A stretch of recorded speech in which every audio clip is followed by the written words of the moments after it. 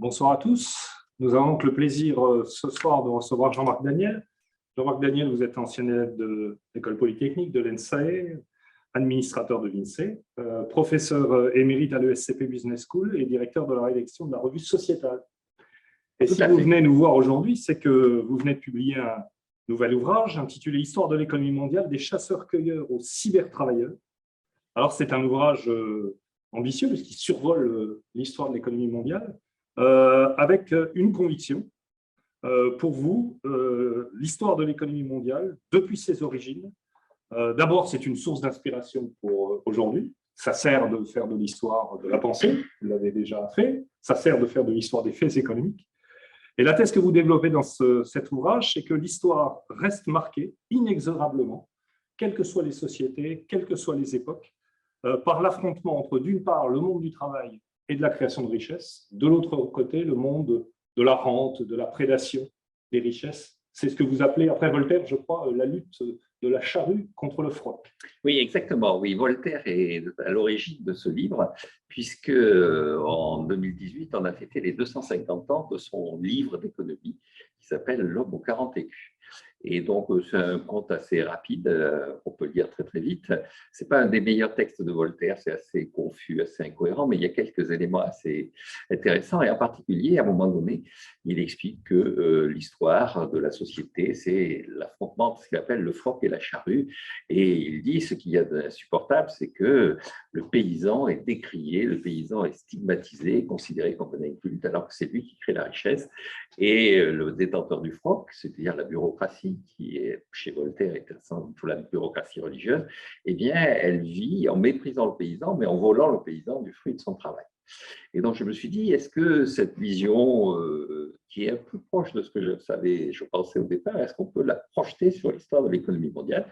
Et effectivement, la thèse du livre, c'est que depuis le chasseur-cueilleur, donc là, au tout départ, je m'appuie sur Angus Deaton. Angus Deaton dit, donc Angus Deaton, c'est le prix Nobel de 2015, qui a écrit un livre qui s'appelle La Grande Évasion. La Grande Évasion, c'est l'enrichissement spectaculaire qu'ont connu les sociétés, d'abord occidentales, puis ensuite la plupart des sociétés à la surface de la planète, cet enrichissement qui est, à partir du XVIIIe siècle, à l'origine de l'amélioration de notre vie, de cette grande évasion. On quitte la nécessité au quotidien, on quitte la disette, on quitte les ennuis d'une vie assez laborieuse et peu gratifiante pour avoir de la richesse, du confort.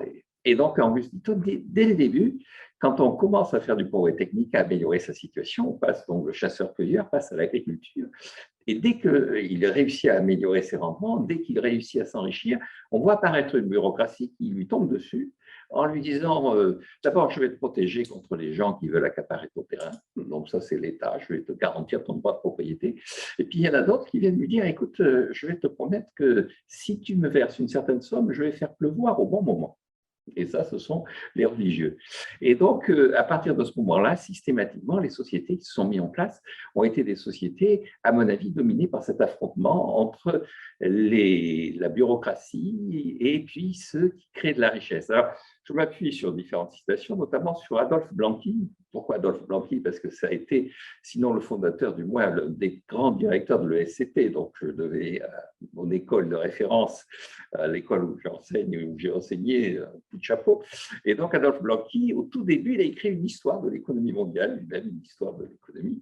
Et il dit effectivement que toutes les évolutions, toutes les révolutions, toutes les mutations traduisent la volonté d'une caste de vivre aux dépens du travail d'autrui. Il y a une caste qui veut vivre au travail, aux dépens du travail d'autrui. Il y a un groupe qui crée de la richesse et les autres qui accaparent cette richesse.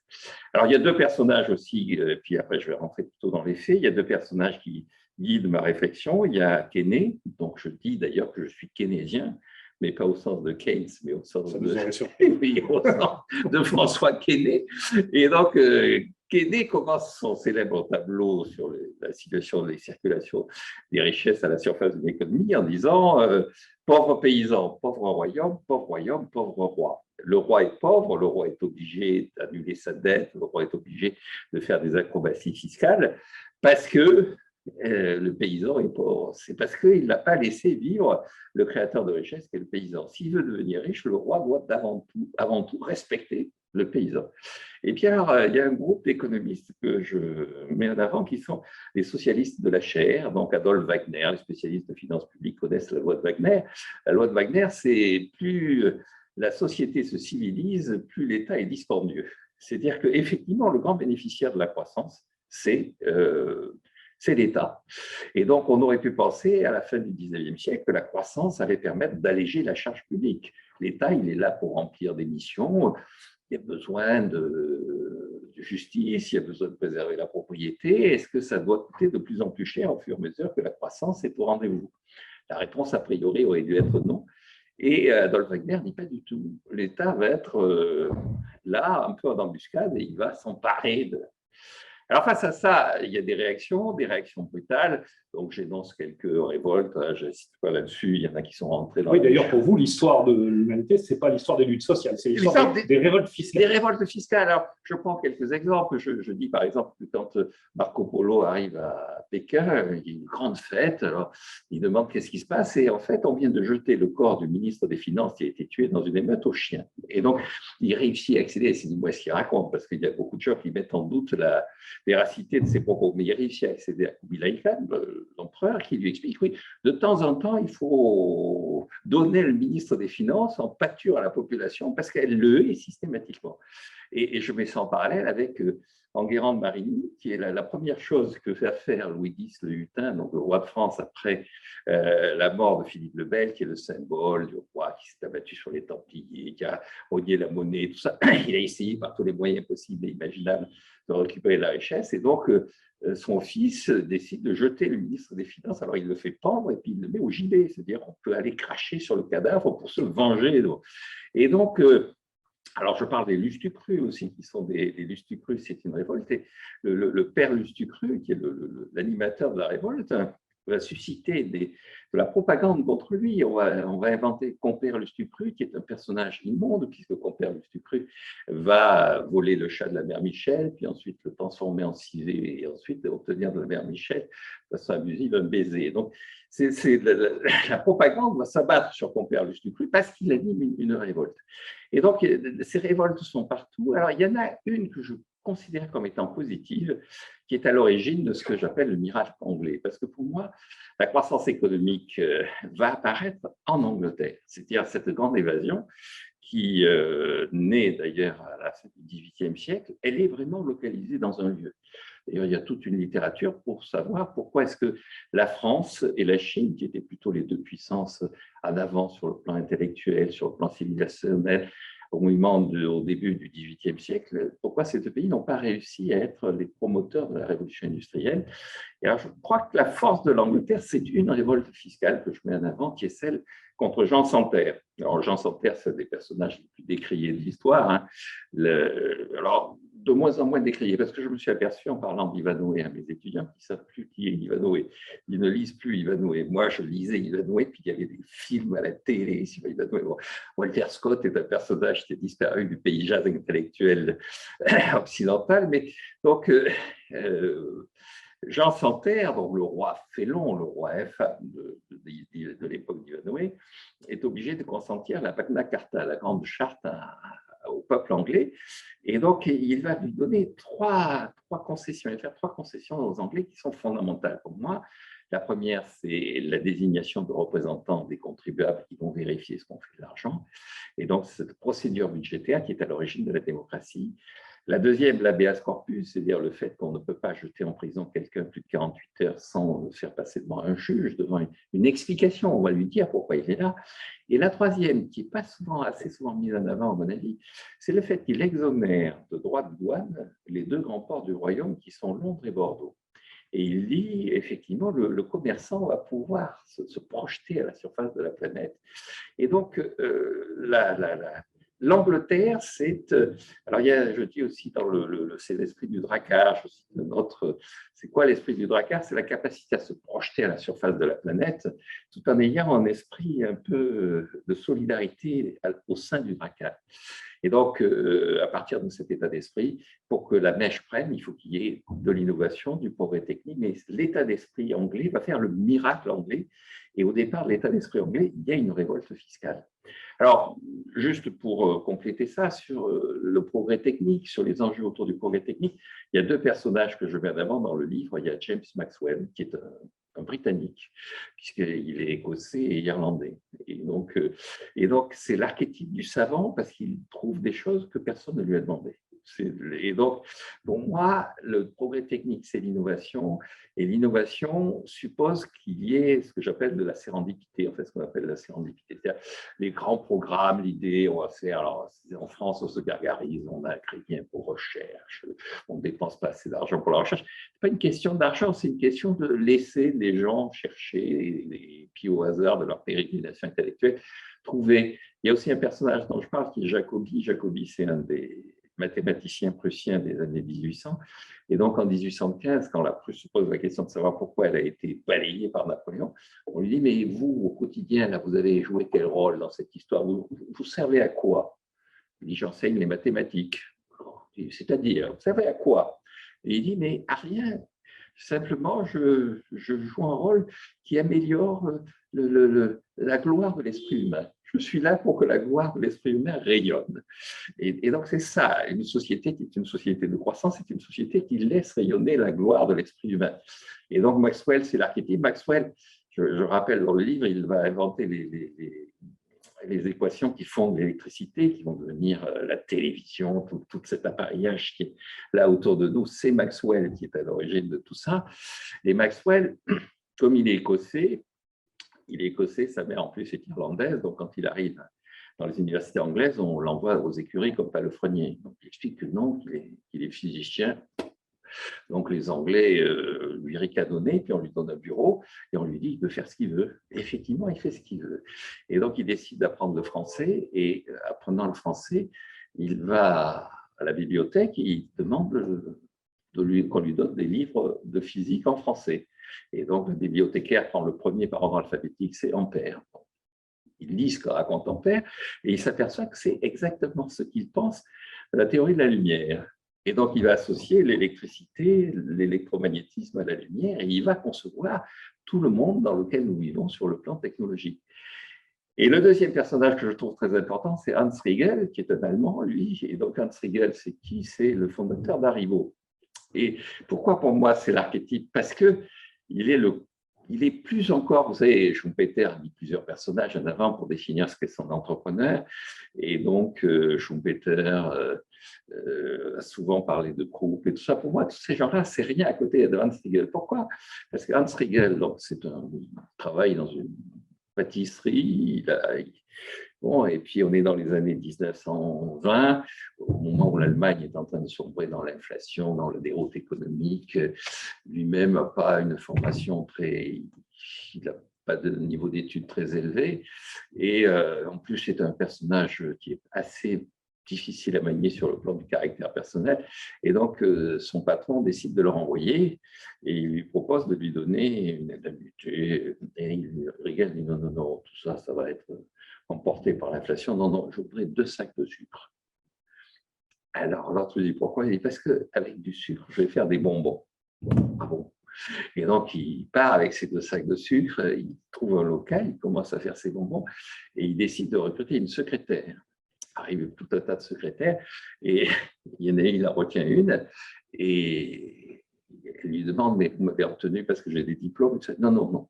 Je vous ai retenu parce que vous avez un vélo. Et avec un vélo, vous allez pouvoir aller apporter les bonbons que je fabrique dans un certain nombre de confiseries.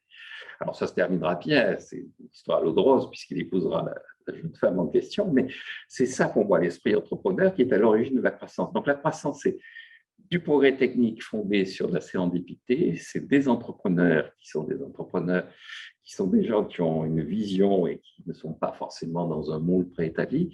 Et c'est un cadre institutionnel qui est capable de digérer la révolte fiscale, c'est-à-dire ces gens sans terre.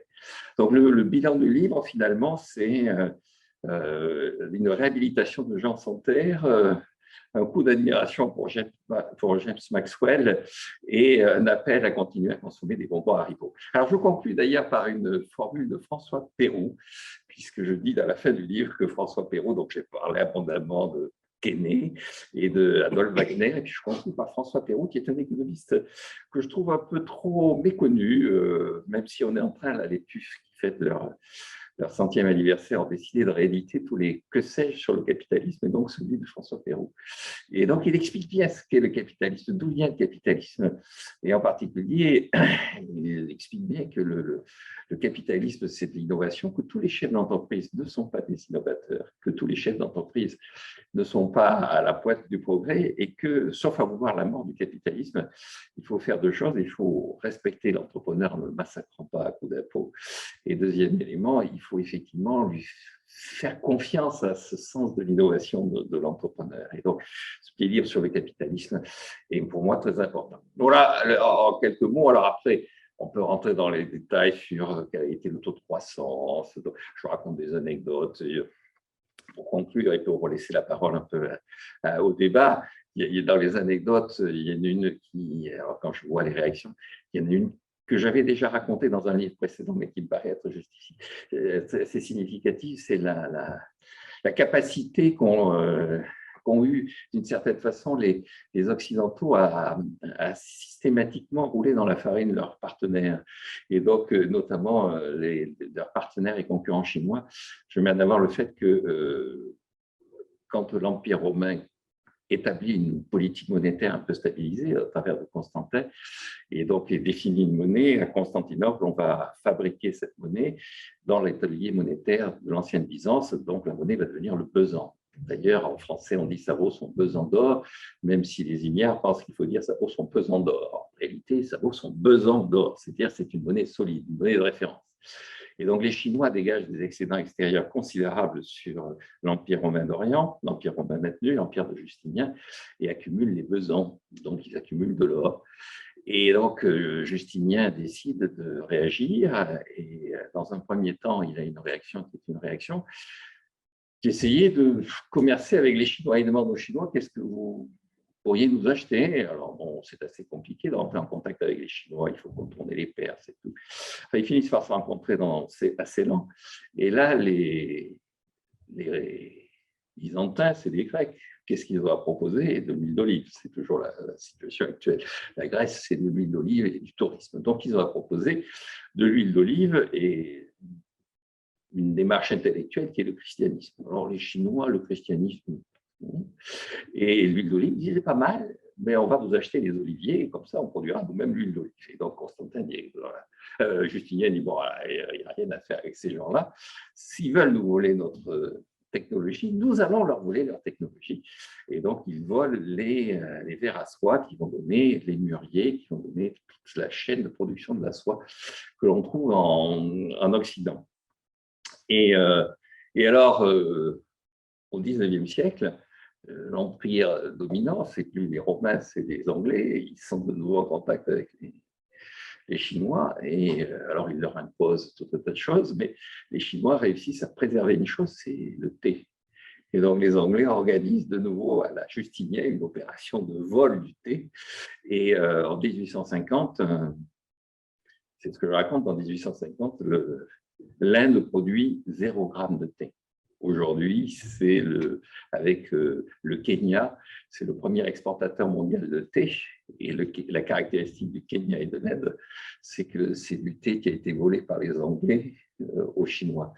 Et donc, il y a aussi, dans ces rapports entre, il y a cette capacité, effectivement, de réaction jusqu'à la phase, qui est une phase, là, franchement, malhonnête, c'est cette capacité de réaction à ce qu'est l'autre, de comprendre ce qu'est l'autre, de comprendre que, comment il fabrique de la soie, comment il réagit. Ce n'est pas une apologie de l'espionnage industriel, mais c'est une apologie de l'intérêt pour l'autre, c'est-à-dire s'intéresser à l'autre, se projeter à la surface, c'est pour moi très important.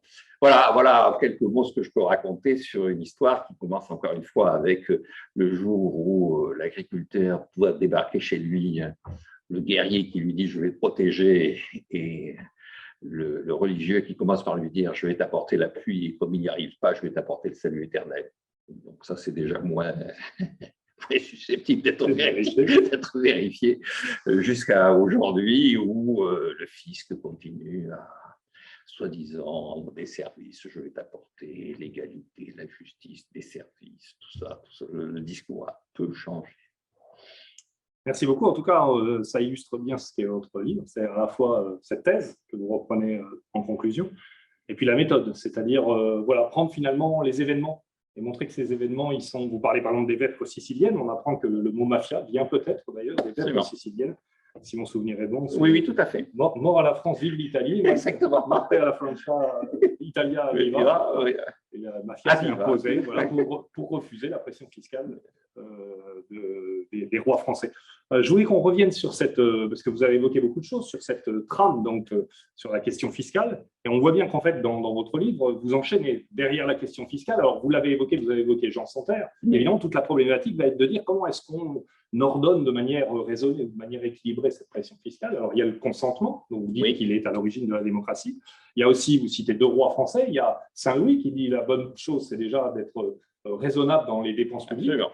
Et puis Charles VII qui dit qu'il faut expliquer pourquoi on prélève de l'impôt. C'est-à-dire qu'il faut essayer d'expliquer quelles sont les dépenses publiques. Donc, consentement, on va dire raison dans la dépense publique, et puis explication de ce qu'elle devient. Alors, quand ça ne fonctionne pas, derrière la fiscalité vient le problème de la dette. Et donc, l'autre fil tout au long de l'ouvrage, c'est l'histoire de la dette publique et l'histoire de la banqueroute ou de la répudiation de la dette publique. Absolument, oui. Alors, pour en revenir aux deux rois, ce qui est très important, c'est qu'effectivement, Saint-Louis, ce n'est pas un contemporain immédiat de Jean Santerre, il est le contemporain de Henri III, qui est le fils de Henri III Plantagenet, qui est le fils de Jean Santerre.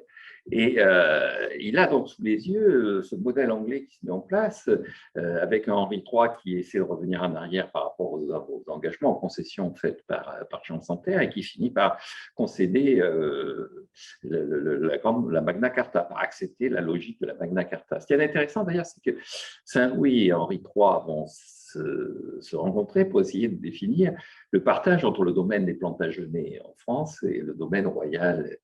Et les représentants français arrivent avec les cartes, enfin des embryons de cartes avec des considérations qui sont liées au découpage en diocèses fait par les Romains. Et en face, les Anglais arrivent avec la zone d'influence des deux ports que sont Londres et Bordeaux. Et ce qui va transformer l'Aquitaine en Guyenne, c'est la zone d'influence économique du port de Bordeaux. C'est là où arrivent les marchandises, c'est l'ensemble des territoires qui envoient des marchandises à Bordeaux.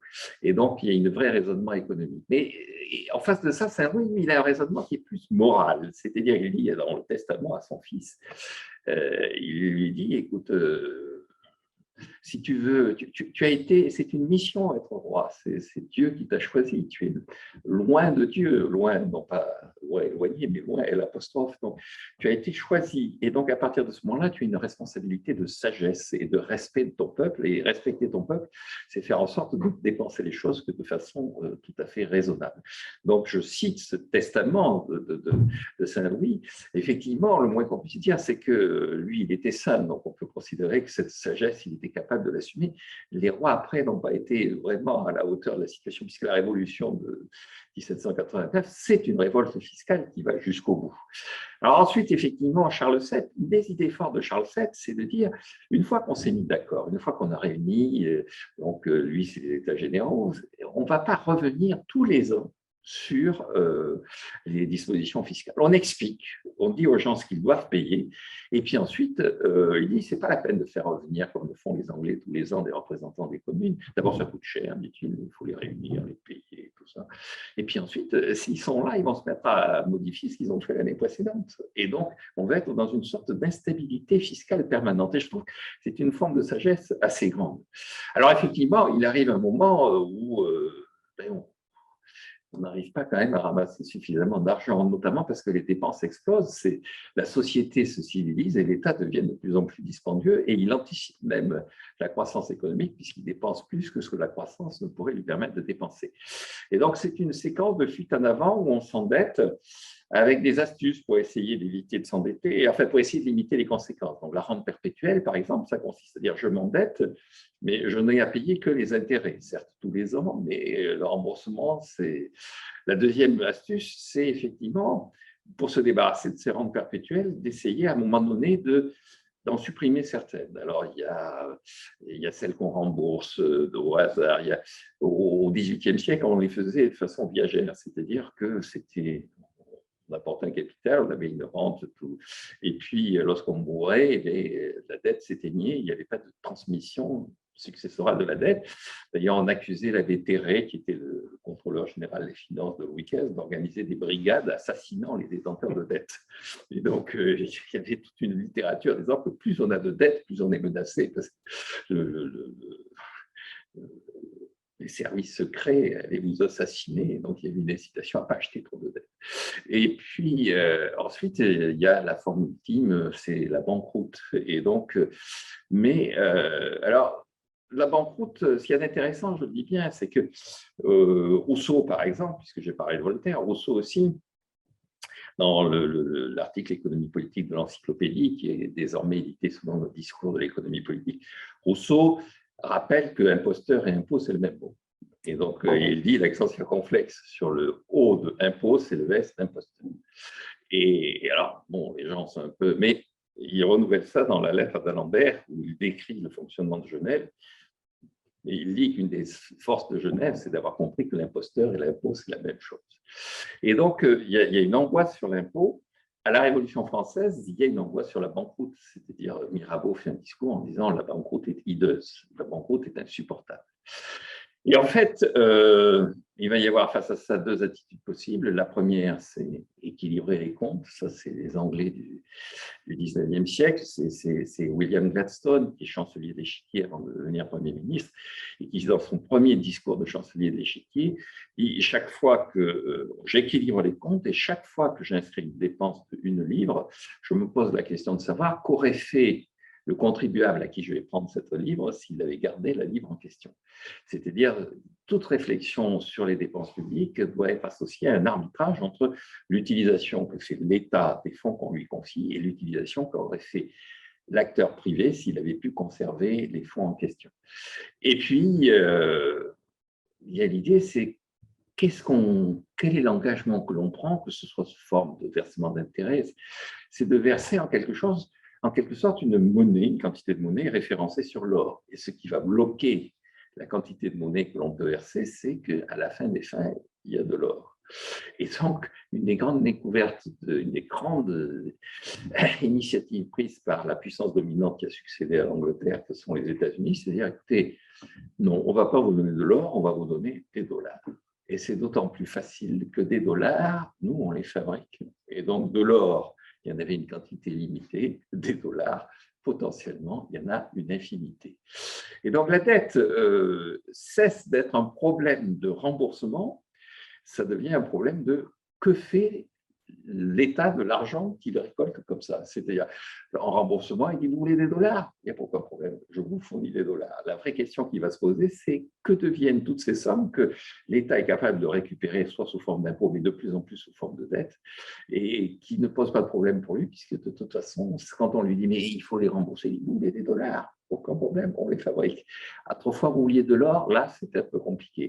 Et donc, c'est ce que j'appelle une société, un État alchimiste. Pour moi, les États-Unis, c'est un de mes chapitres, je l'appelle les consommateurs alchimistes. On est passé, pour les Anglais, pour moi, c'est les producteurs dans les talons or, les États-Unis, c'est les consommateurs alchimistes. On dépense et avec de l'or que l'on a fabriqué.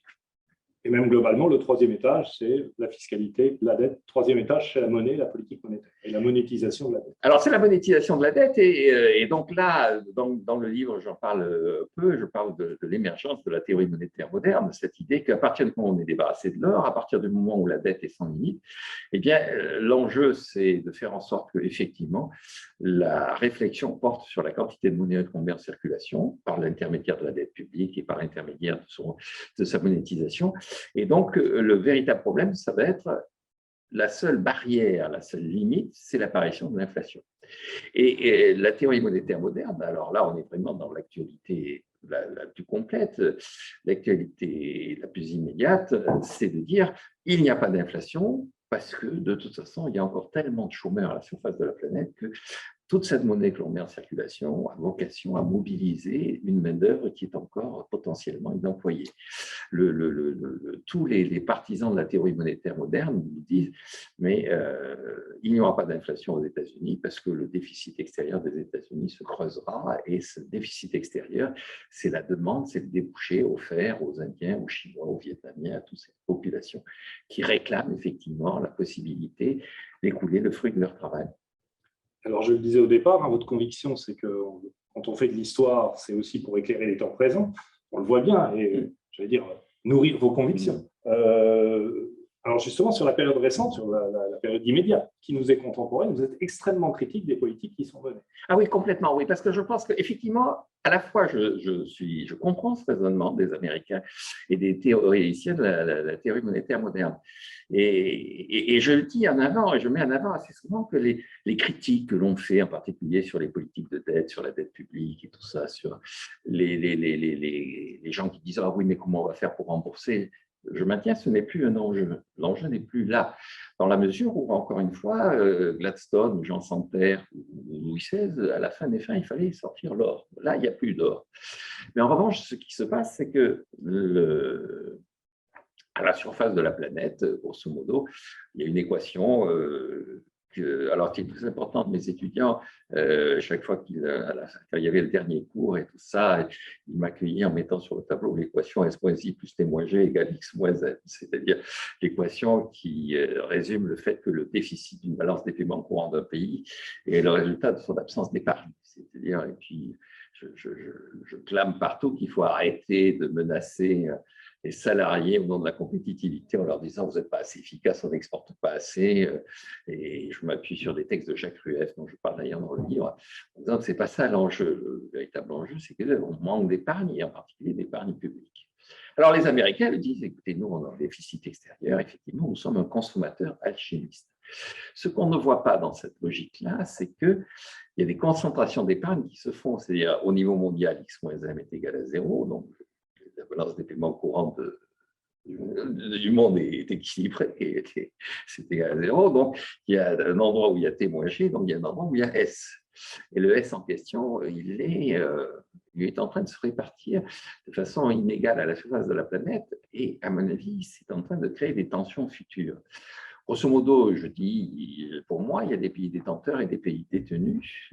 Les pays détenteurs sont assez souvent des pays vieux, mais pas exclusivement. Et surtout, ils sont en situation, à partir du moment où ils sont détenteurs, ils détiennent une partie du capital des autres. Un de leurs enjeux, c'est de pouvoir conserver cette propriété, c'est de faire en sorte qu'ils ne soient pas victimes à un moment donné d'une représaille des détenus en disant « bon, écoutez, vous détenez nos entreprises, on nationalise, vous détenez notre dette, on annule ». Donc, les détenteurs sont dans une situation qui est une situation menacée, et les détenus sont dans une situation qui est menacée aussi par le fait que les détenteurs, pour préserver leur avoir et tout ça, regardent précisément ce que font les détenus. Et donc, il y a une sorte de rapport de force qui se fait entre les détenteurs et les détenus. Les détenteurs vont préserver et orienter l'action du patrimoine sur le patrimoine qu'ils détiennent, et les détenus cherchent systématiquement à se libérer de cette présence des détenteurs. Alors, qui sont les détenteurs et qui sont les détenus? Dans le G7, c'est assez clair, hein. Les trois détenteurs, c'est les trois excédents extérieurs dans le G7, c'est l'Allemagne, le Japon, l'Italie. Et alors, je ne dis pas ça dans le livre, mais je le rappelle assez souvent dans mes interventions. Trump, un jour, on lui avait dit ça, on lui avait dit, vous savez, les Allemands, ce n'est pas uniquement les voitures que vous allez passer chez le Parc Avenue, mais enfin, ils détiennent beaucoup de nos industries, et puis il faisait un commentaire, et puis le conseiller qui est à côté de lui dit, vous savez, l'hôtel dont nous sortons, là où on vient de prendre un verre, là, c'est une propriété des Japonais. Et alors, immédiatement, il tweet.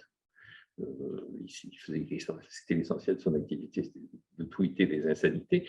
Et alors, il tweet en disant, si les Allemands et les Japonais n'ont pas compris en 1945, nous sommes prêts à repasser le couvert. Bon. Et donc, alors, c'est assez grossier, assez violent, mais c'est assez représentatif. Effectivement, le fait que les détenteurs et les détenus, c'est les États-Unis et la France. Et donc, entre ces pays-là, il y a une tension potentielle qui est assez forte. Et alors, bon, les États-Unis, ils ont une capacité de résister aux détenteurs. Et donc, ce que j'alerte pour la France, c'est le fait qu'elle est dans les détenus et elle n'a pas une capacité, à mon avis, ni politique ni économique, de résister à ces détenteurs. Donc, j'annonce des jours malheureux pour la France si elle ne fait pas d'effort. J'en reviens à cette question de prédation, parce que finalement, une sensation se dégage de la lecture de votre livre, c'est qu'on a l'impression, je caricature peut-être un peu, mais qu'en gros, on aurait une société productive, vertueuse, une ponocratie, comme vous le dites si bien, des entrepreneurs qui font œuvre de sérendipité. Et puis en face, on aurait l'État qui serait, au sens propre du terme, une espèce de prédateur qui viendrait un peu de l'extérieur. Alors l'État, les bureaucraties au pluriel en général, religieuses, étatiques, etc. Est-ce qu'on ne peut pas avoir une vision, j'allais dire, plus équilibrée, consistant à dire, vous citez Schumpeter, par exemple, Schumpeter lui-même, très pessimiste, dit c'est la demande même des sociétés qui fait que l'État grossit, que l'esprit entrepreneurial disparaît et que finalement on est amené, bon an, mal an, vers le socialisme. Ce n'est pas du tout une espèce de loi, voilà, c'est simplement l'habitude que les sociétés prennent au confort. Et finalement, la loi de Wagner, c'est ça aussi, c'est-à-dire que si l'État se met à gérer l'oisiveté, comme vous le dites, et à redistribuer, c'est aussi une demande des sociétés au XXe siècle qui, face peut-être à la violence du capitalisme gladstonien dont vous semblez être tout à fait nostalgique, réclame qu'on équilibre un petit peu les choses. Oui, absolument. Là où Schumpeter est assez clair, c'est effectivement dans son discours et dans son célèbre livre, le dernier livre qu'il a écrit sur le capitalisme, le socialisme et la démocratie, et donc c'est son tout dernier livre, et en plus, à la fin des fins, quand il arrive, il est en train de remettre les épreuves, les communistes ont pris le pouvoir à Prague, et on le présente comme autrichien, mais il est tchèque, Schumpeter, et il appartient à une famille tchèque. Il a fait des études à Vienne, sa mère s'était remariée avec un militaire de haut rang autrichien, mais sa culture personnelle est assez marquée par la tradition tchèque. Et donc, il constate avec effarement que les communistes ont pris le pouvoir en Tchécoslovaquie, qui est un pays beaucoup plus développé sur le plan économique et de tradition démocratique, beaucoup plus affirmé que l'était la Russie en 1917, et que finalement, ça s'est passé, bon, évidemment, il y avait l'armée rouge derrière, mais il y a eu une adhésion d'une partie de la population, et donc ce qu'il appelle le planificateur, il dit le planificateur, et il a un soutien moral, le planificateur, et dans les gens du soutien moral, il identifie ce qu'il appelle l'intellectuel déclassé, c'est-à-dire qu'il est assez sévère avec le monde universitaire, considérant que ce monde universitaire, par envie, par carriérisme, par intérêt, il explique assez bien qu'on a intérêt à être contre la pensée néoclassique, parce que c'est ce qui vous permet de faire carrière. Il dit, si vous appliquez les théories néoclassiques, vous êtes là pour faire en sorte de réaliser au mieux votre intérêt. Or, dans le monde universitaire tel qu'il est, votre intérêt, c'est d'être contre la théorie néoclassique. Donc, vous êtes contre la théorie néoclassique tout en l'appliquant, puisque vous satisfaisez votre intérêt. Mais, donc, il dit bien, c'est une sorte de fatalité, mais il le déplore. Il considère que, or, ce qui me rassure, c'est que à Prague, les communistes ne sont plus là. Vous savez qu'aux dernières élections, pour la première fois depuis 1921, depuis l'existence de la Tchécoslovaquie ou depuis l'indépendance du monde tchèque, il n'y a plus de communistes au Parlement à Prague. C'est-à-dire que les communistes, alors entre 48 et 88, il n'y avait que des communistes, mais avant, il y avait une assez forte présence communiste. Et malgré le bilan de ces 40 années de dictature communiste, il y avait encore des députés, il y avait une partie de la population qui... Or, ça n'existe plus. Donc, je pense que effectivement, Wagner le dit aussi, il y a un besoin d'agilité, il y a un besoin, et puis après tout, Wagner explique qu'il y a une sorte de nécessité pour la société de reconnaître que les personnes âgées ont droit à un certain bien-être, qu'on doit utiliser la jeunesse pour se former et pas immédiatement projeter les gens dans les mines à 6 ans. Mais il y a un équilibre à trouver. Et cet équilibre, alors effectivement, je pense que les Anglais de la période de Gladstone, c'est Dickens aussi, c'est la période de Dickens, c'est une période, c'est en Angleterre, mais c'est une Angleterre qui souffre, mais c'est une Angleterre qui est nostalgique. On parle de la Merry Old England au XIXe siècle pour penser à la…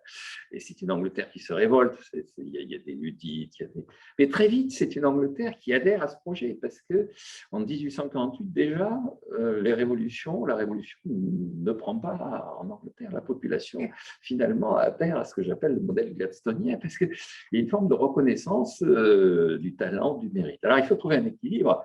Je cite aussi, c'est l'histoire des Incas, qui était une société totalement socialiste, où c'est l'État qui s'occupe de tout, qui rend un service. Et en particulier, il considère que la prédation qu'il peut réaliser est limitée. Et donc, il donne à la population 15 ans de retraite. C'est-à-dire, à partir de certain âge, on n'aura plus à travailler. Pendant 15 ans, l'État vous entretient. Et ensuite, on vous tue. Soit on vous tue, soit on vous remet entre les mains de la famille. On va voir la famille. C'est pas une piste pour les réformes des retraites. Voilà. Alors, je dis, l'État, il est dans cette contradiction. C'est-à-dire qu'il dit, écoutez, moi, effectivement, je rends un service, j'assure la générosité, mais j'ai des moyens limités. Et donc, pour l'État, il faut trouver un équilibre entre effectivement une certaine forme de générosité, une certaine forme d'harmonie sociale, et le fait qu'il faut quand même, à un moment donné, travailler, reconnaître le talent, reconnaître le mérite. Je pense que des problèmes de la période actuelle, c'est que, enfin, c'est ce que je disais encore récemment, quand on dit le mot Guizot en France, tout le monde hurle. Et Guizot, pour moi, c'est quand même quelqu'un qui a dit un jour « enrichissez-vous par le travail et par l'épargne ». J'ai du mal à trouver ça scandaleux. Je trouve ça plutôt assez sain. Mais vous l'avez dit, c'est une question d'équilibre. Il y a deux auteurs auxquels j'ai pensé en lisant votre livre que vous ne citez pas. Le premier, c'est Bentham, oui. Qui disait, et d'ailleurs ça avait été repris par Keynes, qui disait finalement, à chaque âge du capitalisme, il faut redéfinir l'agenda des fonctions de l'État. Ça m'a fait penser à Saint-Louis ou à Charles V. Voilà. Sur quoi tombe-t-on d'accord que l'État doit faire? Bon, il y a les fonctions régaliennes, mais voilà, est-ce qu'on est d'accord pour qu'effectivement, il gère l'oisiveté? Rappelons-nous que chez les Grecs, l'oisiveté, ce n'est pas la paresse, c'est la capacité à s'engager dans la vie démocratique, à laisser le ponos, justement, et la peine aux non-citoyens. Donc, voilà. Donc, c'est Bentham et c'est Commons. Vous parlez du New Deal, et vous ne citez pas Commons, qui avait ce concept que je trouve intéressant dans la lignée de ce que vous venez d'évoquer en termes d'équilibre, qui est la notion de capitalisme raisonnable. Voilà. Est-ce que l'enjeu, c'est pas ça, construire un capitalisme raisonnable? Oui, c'est un capitalisme raisonnable, mais je pense que c'est un capitalisme qui doit aussi être ne pas trop réfléchir à ce qu'il doit être. Là aussi, dans le miracle anglais, donc je ne le cite pas, mais j'avais lu et j'ai relu récemment Pomerantz sur pourquoi est-ce que l'Angleterre s'en est bien sortie. Et il dit bien, il part de Malthus, et il dit bien, Malthus avait identifié le fait que à partir des travaux des Physiocrates, en fait, l'homme connaissait et construisait sa richesse à partir de la terre. Donc, il y avait une partie qui servait à le nourrir, une partie qui servait à lui apporter l'énergie au travers du bois, une partie qui lui apportait ses vêtements au travers de la laine et au travers des plantes qui servent à faire du textile, et puis une partie qui servait à l'abriter, c'est-à-dire que la terre commence par lui fournir des grottes, puis ensuite elle lui fournit de la pierre et de nouveau du bois pour construire sa demeure. Et ce que dit Pomerantz, c'est que le gros problème de toutes les sociétés avant le 19e siècle, c'était en permanence de réfléchir comment éviter la disette, d'organiser, sachant que il fallait quand même conserver partie de la terre pour avoir du bois. Idée qu'on retrouve d'ailleurs chez Jevons, puisque Jevons dit quand il n'y aura plus de charbon, on reviendra au bois, et très rapidement, on va avoir épuisé tout le bois, on va avoir et on n'aura même plus de quoi se chauffer, et il ne nous restera plus que des gros pulls en laine qui se substitueront. Mais entre-temps, il y a eu le charbon. Et ce qu'il y a de frappant, c'est que, alors du charbon, il y en a au Royaume-Uni, mais en fait, on s'aperçoit qu'il y en avait partout. D'ailleurs, là aussi, pour parler de la Chine, toujours Marco Polo, quand il arrive donc le premier hiver qu'il passe à Pékin, tout le monde a, dit-il, tous les gens un peu aisés ont dans leur appartement, dans leur maison, dans leur domicile, une espèce de brasero dans lequel il y a des pierres noires qui apportent une chaleur incroyable, et ils découvrent ces pierres noires. Bon. Et puis, alors, les Chinois utilisent le charbon. Donc, le capitalisme raisonnable, c'est celui à la fois où limite, où l'État joue un certain rôle, mais où l'État laisse l'individu, laisse Hans Riegel dire, écoutez, moi, je vais récupérer du sucre. Vous ne regardez pas. Et, voilà, et je vais finir par faire des fraises Tagada. Je raconte cette histoire que je trouve absolument géniale sur les fraises Tagada. Et est assez symptomatique du monde dans lequel on vit. C'est-à-dire que donc, à Haribo, c'est Hans Riegel à Bonn. Et donc, il est resté à Bonn toute sa vie. Il est mort assez jeune parce qu'à l'époque nazie, il était dans le collimateur des autorités. Il organisait des réseaux de résistance. C'était un personnage tout à fait estimable. Et donc, il a été usé par la période du nazisme, et il est mort assez jeune. Mais son fils a pris le relais, et à un moment donné, il y en a un, donc, sérendipité, il trouve une espèce de bonbon, et puis il lui donne la forme d'une fraise, la couleur d'une fraise, et ce jour-là, ils ont des clients américains qui sont de passage, et les Américains, ils veulent aller dans la boîte de nuit où va l'armée américaine, et donc l'armée américaine qui est installée à Francfort, pas très loin de... Et donc, la boîte de nuit, c'est l'Amérique, de vulgarité. Et donc, il y a un personnage qui est sur scène et qui, chaque fois, donc le monsieur loyal, l'animateur, conclut chacun des numéros en faisant Tagada, soin de soin. Et donc, le fils Riegel dit on va appeler ça Tagada. Je voudrais parler de deux auteurs. Alors, je vais parler tout à l'heure d'un auteur qui fait partie de votre panthéon. Je parle d'abord de deux auteurs qui n'en font probablement pas partie, mais avec lesquels je vous trouve particulièrement sévère. C'est Keynes et Marx, ou c'est Marx et Keynes. Je vous trouve sévère parce que je trouve que dans ce livre, vous identifiez trop chacun de ces deux auteurs avec leur vulgate respective. Oui. Et que c'est peut-être ne pas leur rendre hommage. Oui, je suis assez d'accord avec vous. Je pense qu'effectivement, leurs disciples ont été plus calamiteux qu'eux-mêmes. Et donc, et d'autant plus que je reconnais chez Marx un certain talent de philosophe, un certain talent de penseur. Là où je l'accuse, c'est d'avoir eu une vision très, très limitée de ce qui se passait et d'avoir généralisé ces années 1840 de l'Angleterre à l'histoire de l'humanité. C'est-à-dire d'avoir cru que finalement, en 1840, c'est vraiment là que commence la lutte des classes, c'est-à-dire que commence et où l'état minimal, l'état gladstonien se met progressivement en place. Et l'Angleterre de 1840, c'est l'Angleterre qui a connu l'abolition du salaire minimum en 1832. Donc c'est une période où effectivement le revenu moyen des ouvriers a tendance à baisser, où il y a un affrontement, mais encore une fois, ça va se résorber très vite. Quand il commence à écrire en 1848, le patronat et le salariat anglais ont déjà dépassé leur affrontement.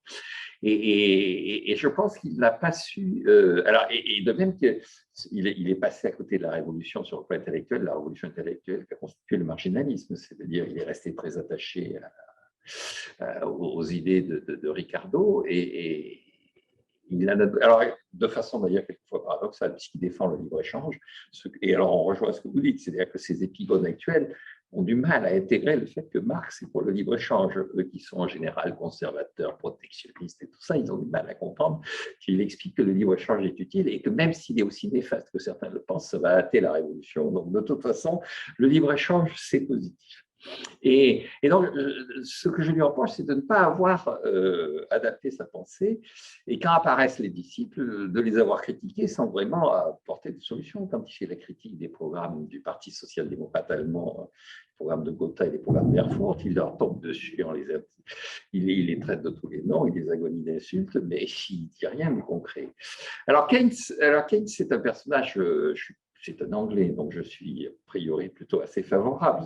Mais pour moi, c'est une pensée allemande. C'est assez, d'ailleurs, je pense que Richard Kahn, qui est un des membres du Cambridge Circus, le groupe des économistes qui entourent Keynes, a joué un rôle très important dans la constitution de ce qu'est la théorie générale et de ce qu'est le keynésianisme.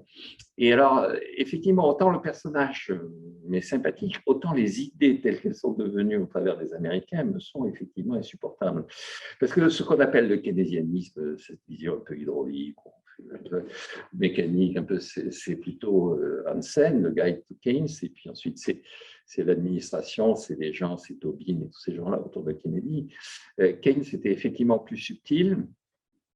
Sa force, c'est que c'était un dandy, sa faiblesse, c'est que c'était un dandy. C'est-à-dire que le personnage est sympathique, il sert de nom, il sert Mais vous savez ce que disait Churchill, ce qui est agréable avec lui, c'est que quand on déjeune avec lui, au moment du hors-d'œuvre, il vous développe une thèse, au moment du plat principal, il vous donne une autre thèse, et au moment du dessert, il vous développe une troisième thèse. Alors on dit, ah ben oui, oui, oui, c'est un esprit agile. Il dit non, non, parce qu'il croit là, dans les trois, aux trois moments, il est totalement sincère. C'est pas un jeu de rôle chez lui, c'est pas un jeu d'esprit. Bon. Et donc, c'est un personnage, à mon avis, qui a nuit parce qu'il n'a pas structuré suffisamment sa pensée pour que ses épigones ne deviennent pas dangereux. Alors, venons-en à un auteur que vous appréciez sûrement, qui est Turgot, oui. Qui est non seulement un auteur, mais un de l'art. Oui, oui, Turgot, c'est à la fois un auteur qui est référencé physiocrate. Alors, tous les spécialistes disent physiocrate, c'est pas un physiocrate. Alors, il n'est pas effectivement dans la petite équipe qui est autour de Quesnay. Et puis, il se réfère à des personnages comme Jacques-Vincent de Gournay, sachant que Vincent, ce n'est pas son prénom, c'est son nom. Beaucoup de gens sont persuadés que Vincent de Gournay, Vincent, c'est son prénom, c'est son nom. Et donc, alors effectivement, Turgot, c'est l'échec. Ce qui est frappant, c'est l'échec, et c'est l'échec de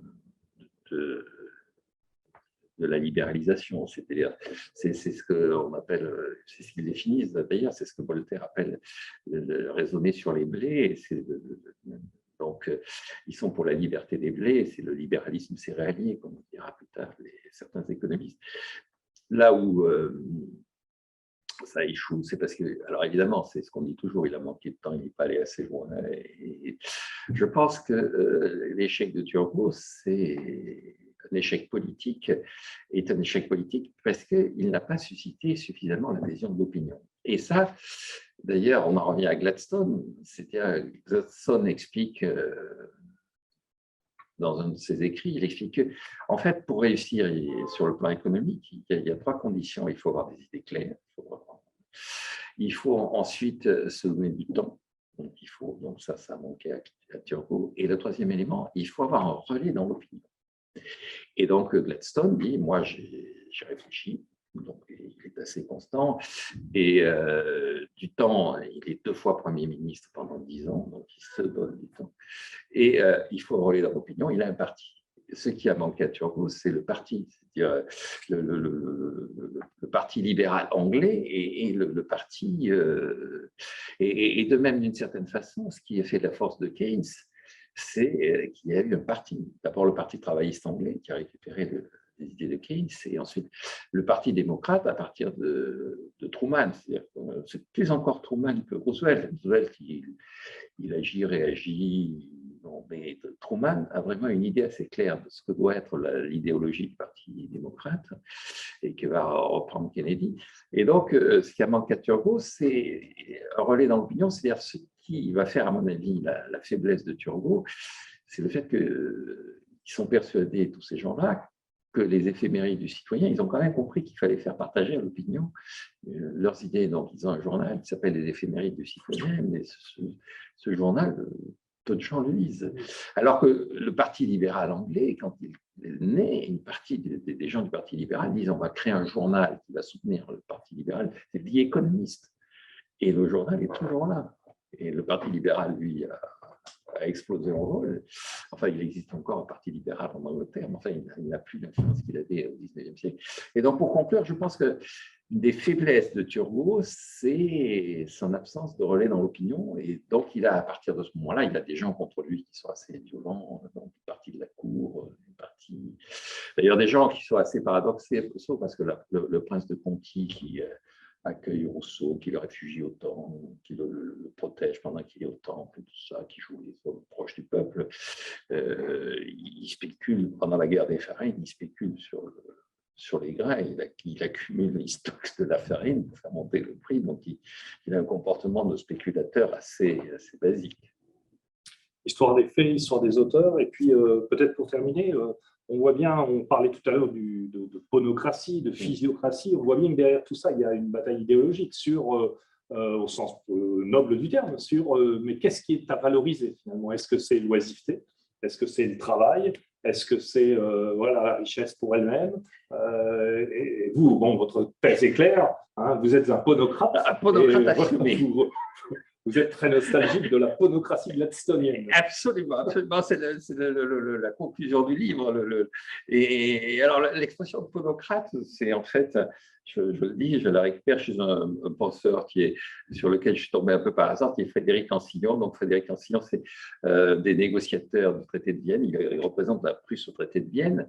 Et à Vienne, au moment de la négociation du traité, ce Frédéric Ancillon, comme son nom l'indique, il est français en fait. Il appartient à une famille de huguenots qui s'est réfugiée à Berlin au moment de la révocation de l'édit de Nantes. Et donc, c'est lui qui fait le premier cours d'économie à Berlin, à l'université de Berlin. Et donc, il dit, il y a trois façons de penser la chose. Il y a ce qu'il appelle une pensée chryso-hédoniste. Alors, il l'évacue très vite. Donc, chryso-hédoniste, c'est les gens qui aiment l'or. Il dit ça, c'est pas de l'économie, ça ne crée pas de la richesse. L'or, c'est une grande fiction. Bon.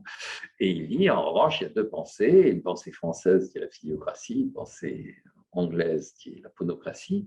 Et il dit, la faiblesse de la pensée française, c'est de considérer qu'on est dépendant de la nature et donc il y a des pays qui sont favorisés parce que la nature est prodigue et puis il y a des pays qui sont défavorisés. Alors il dit, regardez le Royaume-Uni, s'il y a un pays où la nature n'est pas très généreuse, il pleut tout le temps. Bon. Et donc, il dit, en fait, c'est par le travail qu'on s'accomplit. Alors, mon idée, c'est effectivement, la ponocratie, elle est aussi assise sur le charbon. Je dis bien, c'est un capitalisme carbonifère. Or, le charbon, en Angleterre, ce n'est pas le travail. Il faut aller le chercher, mais il est là et il est à disposition dans des conditions plus favorables que dans d'autres pays. Comme je le dis, d'ailleurs, je cite Jules Verne, il y a un roman de Jules Verne que j'adore, qui sont Les Indes noires, où Jules Verne dit bien, et finalement, le Royaume-Uni, c'est la capacité qu'a eu le Royaume-Uni à se projeter à la surface de la planète et donc à conquérir les Indes, alors que c'est un petit pays rapporté à l'Inde. Et puis, les Indes noires, c'est-à-dire ce charbon, mais c'est du travail de mineur, mais il y a quand même la nature. Et donc, je pense effectivement que un des enjeux, c'est de reconnaître dans la ponocratie ce qu'il peut y avoir de physiocratique et surtout d'éviter le chryso-hédonisme. C'est-à-dire l'idée que c'est en multipliant les signes monétaires qui sont en circulation, c'est en multipliant les grands travaux qui servent à rien qu'on arrive à créer de la richesse. Je cite dans le livre sur la forme ultime de l'absurdité keynésienne. Pour moi, c'est ce qui s'est passé au Japon. C'est-à-dire qu'au Japon, ils ont construit des ponts dans le cadre d'un des énièmes plans de relance, jusqu'au moment où ils se sont aperçus qu'il n'y avait rien sous les ponts. Donc, le plan de relance suivant, ils ont creusé les rivières pour faire passer de l'eau sous les ponts. Et donc, c'est à ce moment-là, une espèce de, on fait des trous pour... il y a un moment où je pense que la distribution de signes monétaires et de distribution de revenus par l'intermédiaire de l'État de façon chryso-hédoniste est contre-productive. En revanche, oui, je pense que l'avenir était une ponocratie gladstonienne qui aurait digéré un petit peu de physiocratie. Merci beaucoup. J'espère que ça aura donné envie à tout le monde de lire ce livre, dont vous comprendrez que c'est un livre engagé, voilà, un livre qui peut ouvrir à la controverse, mais qui balaye voilà, du chasseur-cueilleur jusqu'à la crise du Covid, plusieurs milliers d'années d'économie mondiale. Absolument. Au début, je voulais l'appeler Le Froc et la Charrue. Mon éditeur m'a dit personne ne va comprendre. J'ai dit c'est Voltaire. Mon éditeur m'a dit mais plus personne ne sait qui est Voltaire. J'ai eu un choc, mais c'est peut-être pas faux. Et au coup d'après, je voulais l'appeler de Tibère à Trump. Et alors il m'a dit écoutez, c'est encore plus grave. Trump, on sait qui c'est, mais Tibère, vous réalisez. Donc voilà, si vous voulez savoir qui est Tibère, qui est Voltaire et comprendre pourquoi Trump a été catastrophique, je pense qu'il faut lire ce livre. Merci beaucoup.